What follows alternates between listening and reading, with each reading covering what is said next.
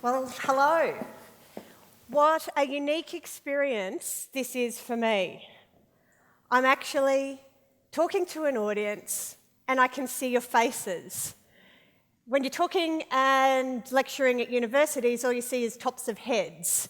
Sometimes you see some device glow. Sometimes you see people waving around credit cards because, you know, they might be booking a holiday or buying something while they actually should be learning something. So this is a great experience to actually see faces and smiling faces at that, so thank you very much. The other thing that I'm not used to doing is talking for 30 minutes. Usually I get to go for 2 hours straight, and I can promise you it's a riveting 2 hours. So I'm going to, I should have taken a leaf out of Damo's book and put this all onto my phone, but I thought, no, I'm just going to stick to my notes because that way I will stay on topic. So please excuse my notes. So let's get started. Conversations, conversion and confrontation. So sounds great. It's a thesis topic. So this is where we're starting. You get the short version of the some of the preliminary stuff that we're starting to look at in the thesis. But first of all, it would be remiss of me not to start with a warning. We have got some strong language in this presentation. There are lots of C words, lots and lots of C words. Like conversation, conversion, confrontation, conflict, content, creation, curation, connections, capital, the most important C word. But unlike the slide, it's got nothing to do with cooking, cutlery, or cuisine. We'll save that for tonight. So, let's start by unpacking, some of these C words. When I am hearing a story, and particularly if it's a complicated story, I like the person to start at the end. Start with the punchline. It helps me put this into context. So I'm actually going to start at the end for you and start by talking about social capital. So, what is social capital? It's the personal connections that help people act more effectively. It's a human value system. One thing about social capital is that it will never, ever, ever make you quick bucks. But in the long term, it's something that you can leverage. For us, it's about how networked you are. So, how many people you know. And the more people you know, the better your networks, the better you can get stuff done. Now, there's a heap of academics and thought leaders who argue that the sharing economy and collaborative consumption will rise to the extent that money in the future will be completely superfluous. Can't wait for that day. There's other futurists who speculate that the digitisation of society is actually going to give rise to a reputation economy. And that's where online trust is going to serve as the new currency. But underlying all of these assumptions is the absolute most important C word of the day, and that's capital. Specifically, social capital. So, to simplify the concept, this is the strength, the trust and the connectedness of your network. It's how much influence you have within your network to get something done and to achieve your goals. So social capital involves things like the strength of your connections, your relationships, how you build on your relationships, bridge your networks to get things done, and it all comes back to your company's core values and how you demonstrate trust, responsibility, transparency, and accountability. So, is there anybody in the room from a PR background? Yeah, a couple? Cool. Well, this isn't going to be news for you. So, in fact, the whole concept of social capital goes back to PR of the olden days, of the 1990s, or the 80s, very, very late 80s when I started. So, social capital is how you build on the core of your business through your reputation. And you give all of your stakeholders a true sense of belonging, so they're part of your business, and with that sense of belonging comes the power of advocacy. So we're going to come back to social capital later, but that's just a little bit of an overview. So the next C word that we're going to unpack is that ever important outcome, especially for tourism products, operators and marketing managers, and that's conversion, usually heralded by the holy grail of that dollar figure.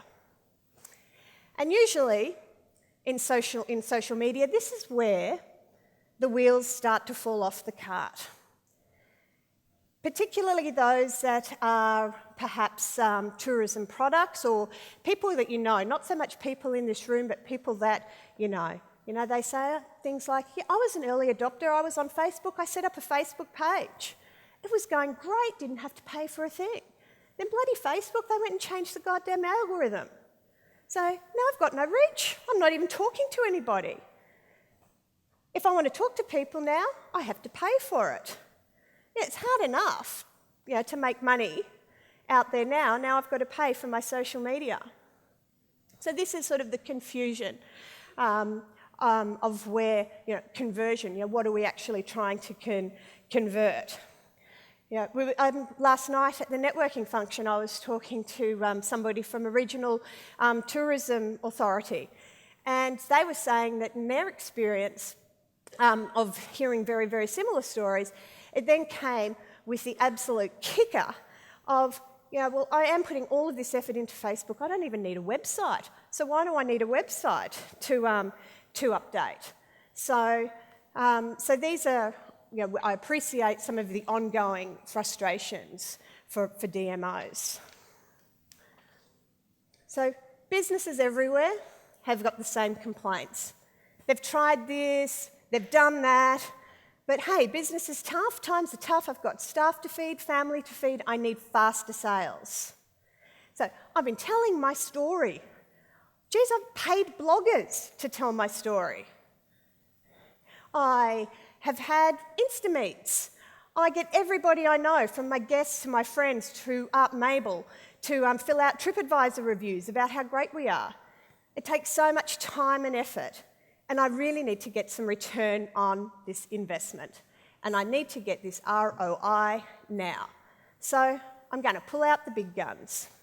And in this case, I'm going to pull out the hammer, and I'm just going to get results.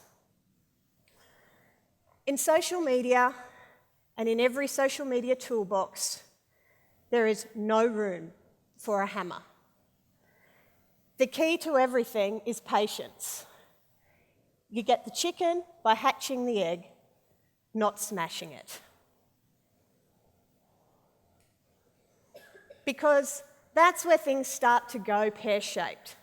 The effective use of social media should not be done with the immediate intent of a return on investment. More so, it should be tackled with the motivation of creating a return on relationship, an ROR, return on relationship.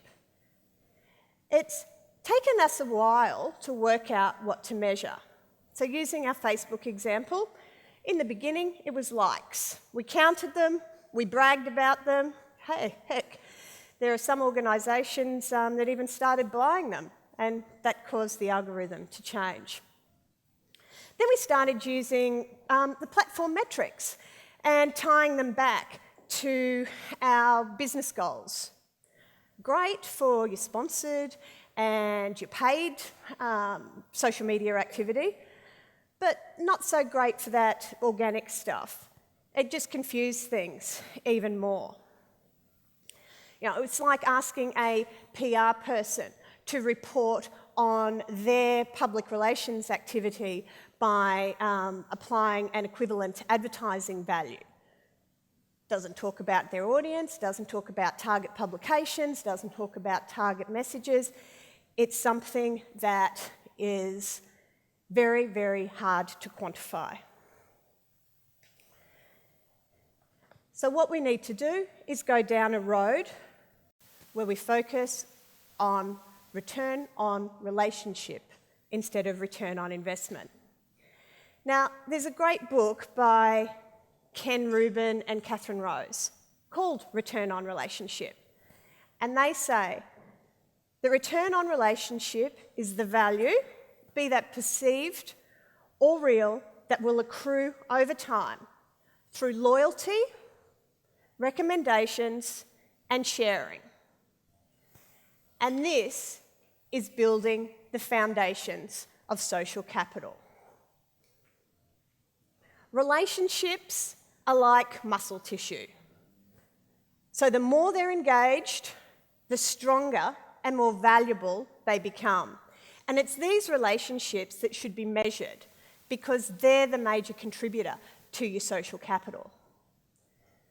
Ultimately, played well, this will result in bottom line business success.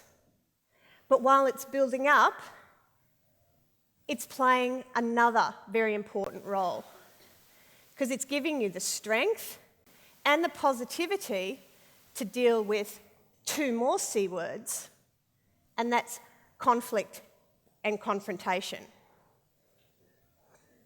So whether we're talking about negative online complaints or just a general challenge on how we're doing things, we need to flex our muscles and have a look at every time we're facing conflict and confrontation and go, you know what? This is actually sheep in wolf's clothing. It's not as bad as you think. If somebody's taken the time to give you negative feedback, it means you've done something right. It means you've struck a chord and an emotion in them. Like, yay. Because at some level they care enough about you, or more importantly, about themselves, to share with you how you can improve or what needs to be done if you want their business. And either way, you should care because it places you at a crossroads. This is your audience telling you something that they don't like about your brand or something that they disagree with about your story. It's your chance to fix it, and it's your chance to make them feel like heroes as part of the solution. So in times of confrontation, conflict, or complaint, if you deal with people as individuals and as humans, you'll have done your job on building up their trust, you'll be building up their relationship, and building your capital. And we've seen it over and over again when people do have that trust and that relationship, that it's actually the community that'll come to the defence of the brand or the organisation.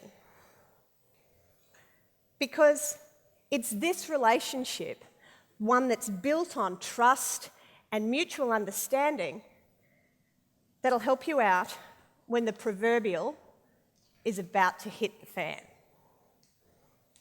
Oops. Because your reputation is the measurement of how much your community trusts you. And the depth of your relationship is in direct proportion to the speed and the overall quality of your recovery. And ultimately, the crux of your relationship, it depends on your reputation. So imagine this. You're absolutely desperate to build a new aspect of your tourism attraction, or you're trying to enhance your existing facilities. but you don't quite have the moolah in the bank to get the job done. So, with cap in hand, you go off to the bank to get a loan. But everywhere you hit, you get brick walls. Darn that GFC, darn those silly telephone bills that I didn't quite pay when cash flow was not that great. What if you could leverage your reputation with social capital and win the bank over? So it sort of sounds a little bit academic and futuristic, but it is actually something that's happening now. Even a recent article in the Australian Financial Review says that in many ways that the future is here. We're letting strangers into our home via Airbnb. They're driving us around on Uber.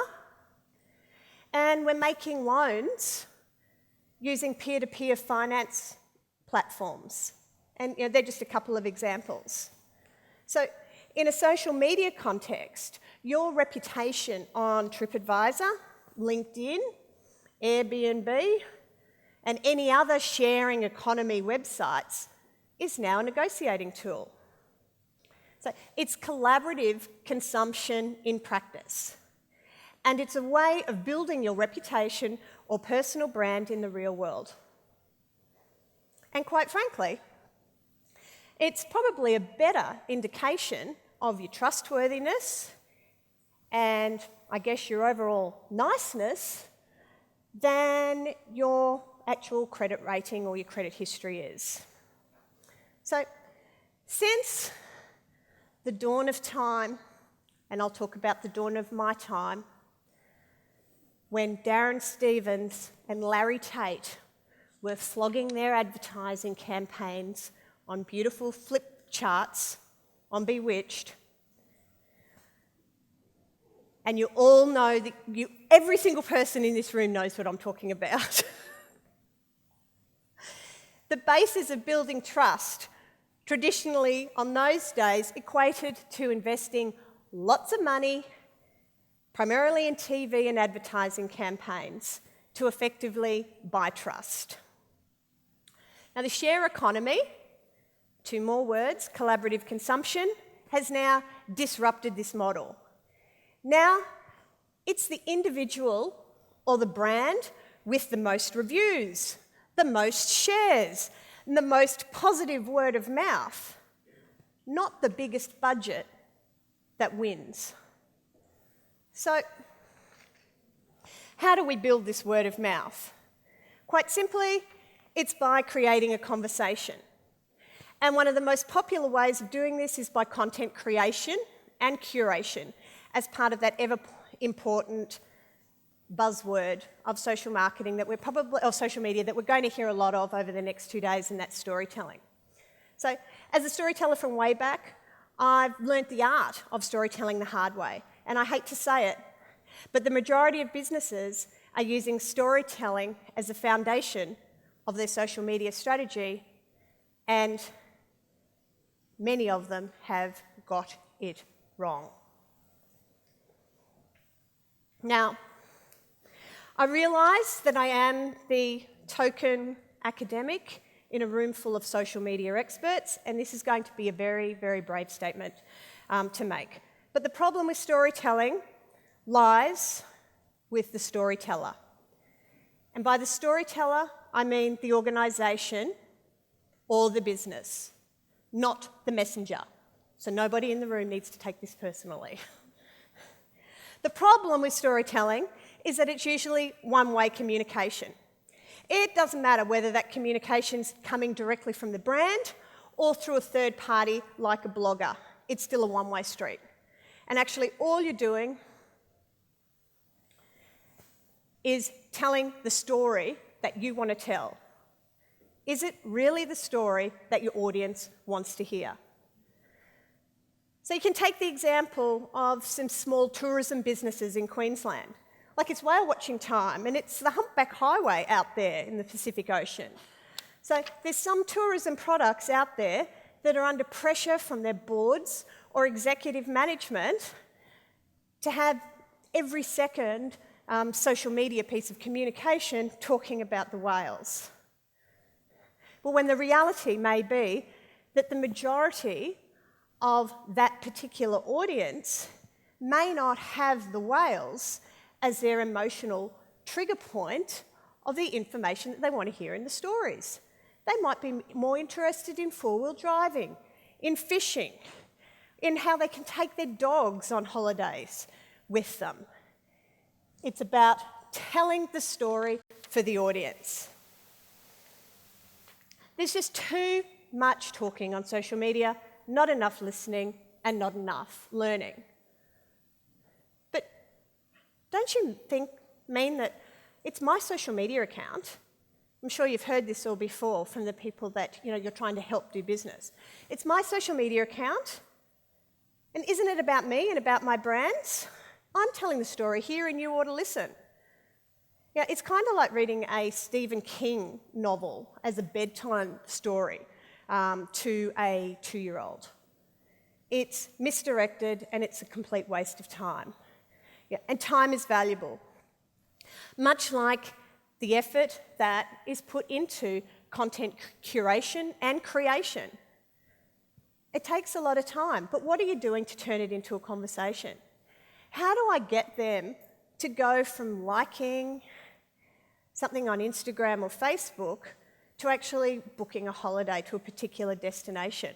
What's my strategy for getting stakeholders or other like-minded souls to share the story and to extend your reach and to be part of your organisation through their advocacy?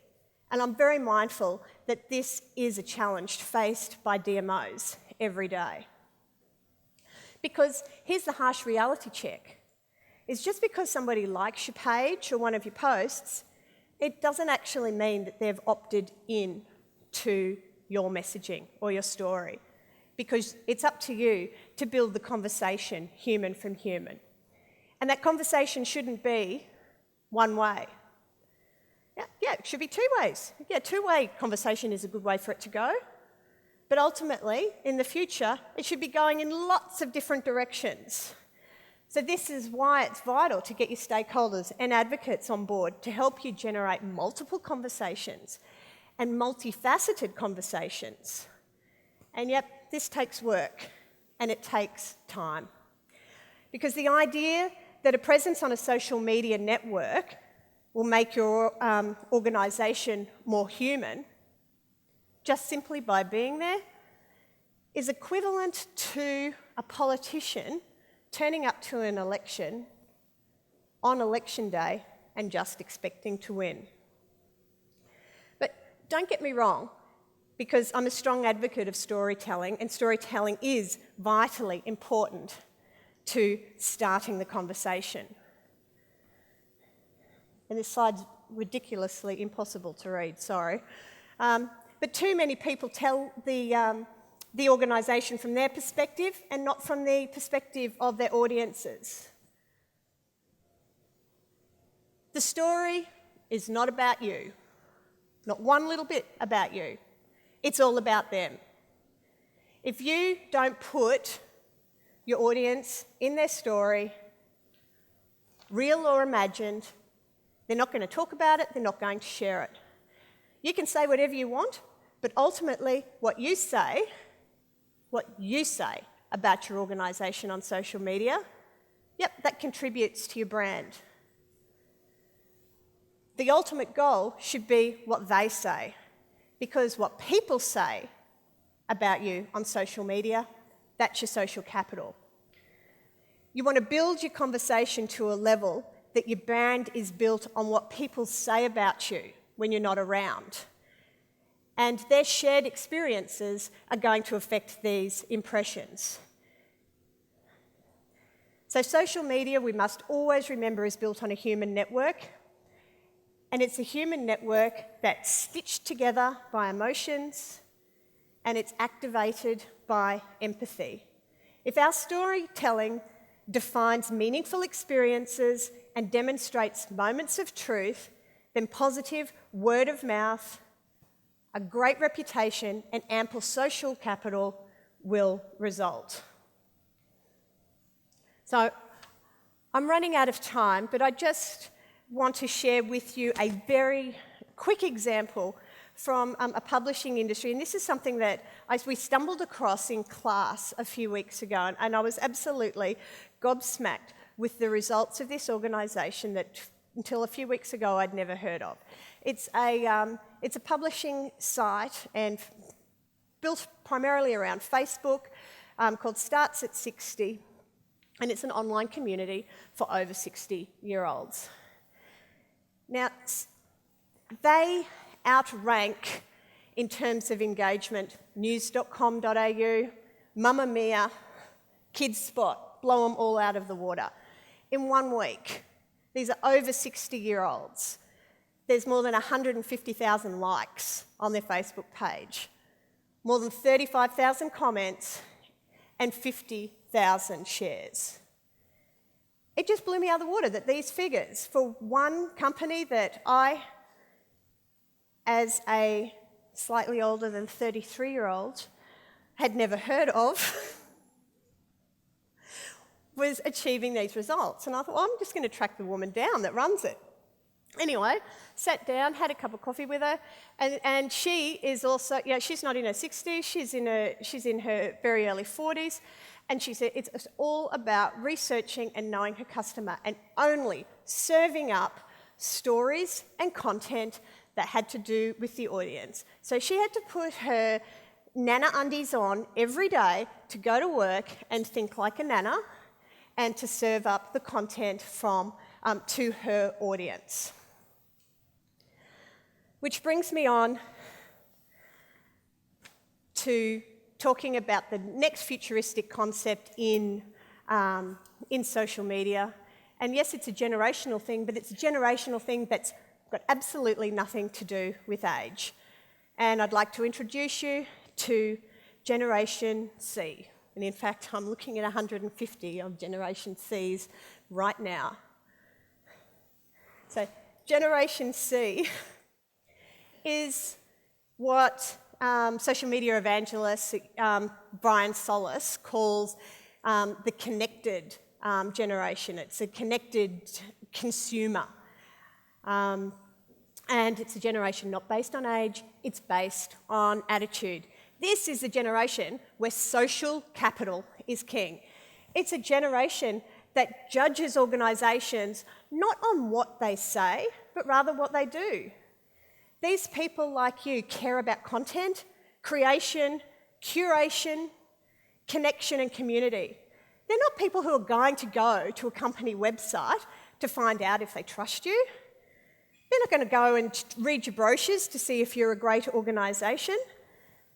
This generation is going to check you out through their network, and then they're going to reach out to other networks through social media platforms, review sites. This is the generation where you go, you know what, like, really nice. Yeah, it's good manners even. But hey, it's not enough to cut it if your goal is to build social capital. Because the key interaction that we're trying to get from this ever-important Generation C is the elusive share. And I'd like to finish up today by just sharing a little bit of research out of the States from the Insight Group about talking about what motivates people to share. So pretty much it comes down to 5 key things. That sharing is all about relationships. It's being part of the conversation. So I'll go through these quickly because time is not my friend at the moment, but the slides will be available. But people share because they want to give value and entertainment to others, and they want to enrich the lives of others in their network, because they think this is how this information is going to be useful to my friends, my family, and those in my network. They share because it's part of how they define themselves. 68% share to give people a better sense of who they are and what they care about. And this in turn reinforces the image that they'd like to present about themselves to others. Many share info to stay connected with people that they may not otherwise stay in touch with, or to grow or nourish relationships and connections with people who share the same sorts of interests as they do. Plus, sharing gives people a sense of self-fulfillment. They want to feel more involved. They love getting the feedback from the stuff that they share because they know that their friends have found it useful and helpful, and it makes them feel important and relevant. Take that notion back to any 60-year-old that you know, and you'll probably get the gist of why Starts at 60 has hit the nail on the head. We all want to be relevant. And believe it or not, once you have their trust and you've built up that relationship, these people are highly motivated to promote your brands, and this will affect your bottom line, because they care. So, to finish up, in a nutshell, your storytelling, sorry, it's not about you. It's all about them, all of the time. Forget the old content rule of 80-20. It's so 2014. It's 100% of the time. Replace return on investment with return on relationship, and realise that a relationship doesn't happen overnight. Unless you are really, really hot and you can pick anybody in the room that you want to have a relationship with, then it might happen overnight. But then I'd also argue it's not really a relationship, but more of an interlude, and the same thing goes for business. So, improving your social capital will see your social media activities rewarded with comments, shares, and advocacy. Because that's your strongest form of social media currency. And one day, it may be more valuable than your credit rating. So to close with some of the modern, or some of the words of some of the modern media or social media evangelists or thought leaders, I'll head to France first, to Fred Cavaza. He says, long story short, social media and the web are two faces of the same coin. There is no social media anymore. Only one global social media web. Well, just last week at a conference, America's Brian Solis says it straight up. Social media marketers need to think like customers. To be effective, you are left with no choice. Become customer obsessed or lose. Because every moment of truth counts when it comes to customer loyalty. Because that's what's going to build up your reputation and your social capital. Because every well-handled conversation, connection, and confrontation on social media adds to your social capital. And that's the sort of capital that is eventually going to yield the best results for your reputation and your bottom line. And with that, I finish, and I only think I went 3 minutes over. So thank you very much. I have one short question before we have a little bit of a surprise. And since we've run over time a little bit, we're going to head on into the break in a few minutes. One of the things that stuck with me is that, lose the hammer. But what happens, I come to my work on Monday, and there's my boss with the hammer, and I say, no. So what do I do? So what are the first steps that we can take to start implementing a more customer-centric focus on social media and start listening? Yeah, well, it is all about the listening, and it's about just locking in what their key interests are. Yeah. So use the software that's out there that's available to listen to the conversations. Yeah, we've got it all, at our fingertips, and most of it's free. Worst case scenario is ask them what they're interested in. spy on them, look Yeah, at them, look yeah. at what they're complaining about. That's actually their best way.